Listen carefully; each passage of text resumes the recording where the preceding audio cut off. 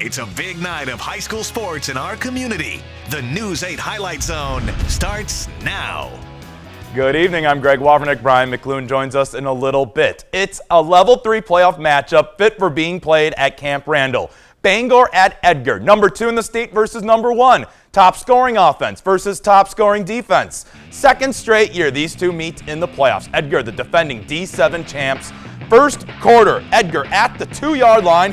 Handoff, but ball comes out. Bangor recovers. It's a scoreless game after 1 quarter of play. We see the first points of the game here in the second. Carson Butt keeps it. Will split 2 defenders, dives into the end zone. Edgar adds a 2, so it's 8-0. Bangor comes back with a drive of their own. 4th down at the 1, and Luke Reeder punches it in for the score.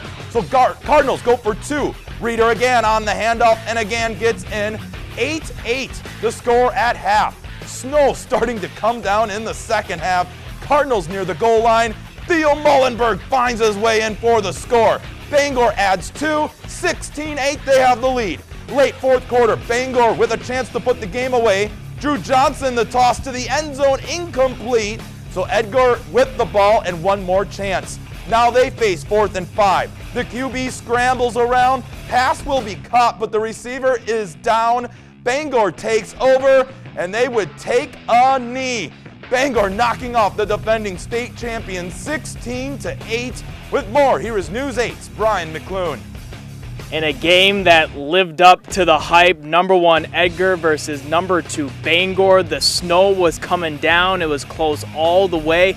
Bangor trailing for probably the first time this season, comes back with 2 straight touchdowns and able to hold off Edgar's last chance to win 16-8.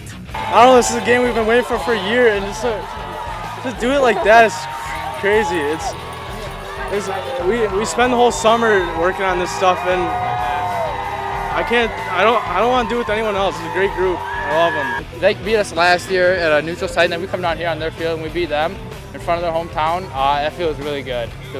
I say for me, it's over the state championship game for sure because they beat us last year, and it's definitely the best game ever played in.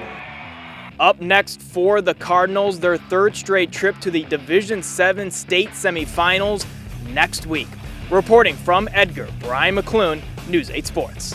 In early September, Caledonia and Triton played an instant classic. In a top 10 showdown, Caledonia came back from a 3-touchdown deficit in the second half with a game-winning touchdown, and Owen King to Andrew Gorgon catch with under a minute to go. Rematch this evening with the stakes much higher. Winner is section champion and moving on to state. Second quarter, it's a scoreless game. Owen King drops back to pass, but he decides to tuck and run. A 25-yard run, and he is knocked out of bounds at the 4.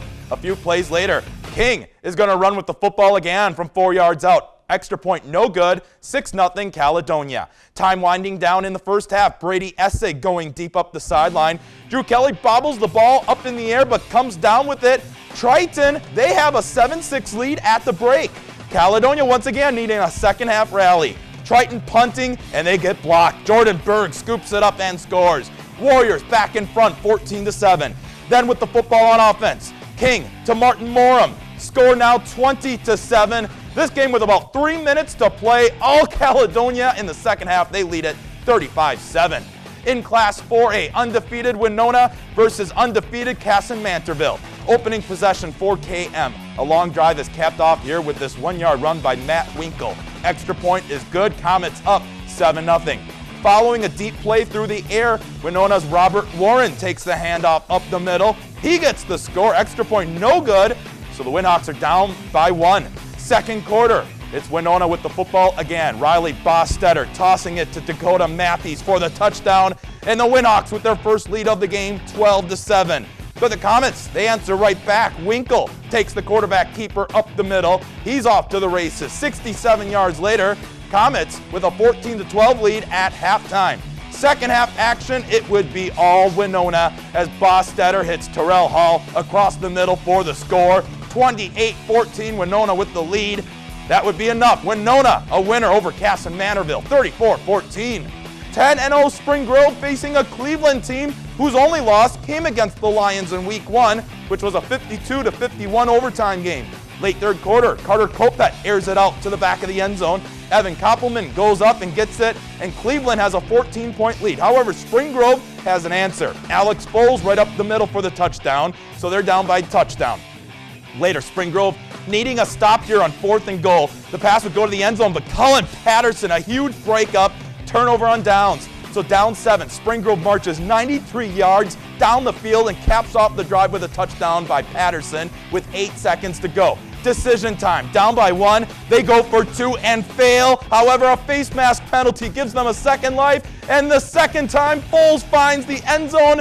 What a ball game. Spring Grove 36, Cleveland 35. Lions a 1-point winner in both games versus Cleveland this season. However, tonight's victory sending them to state. We were going to go right up the middle if they were in a 4-man, and then they came out in 5, and then they switched it back to a 4, so we just went up the middle, and we got the face mask, thank God. And then we decided we were just going to run the speed option to the left side and attack their weaker side, and we just made a good play and good calls.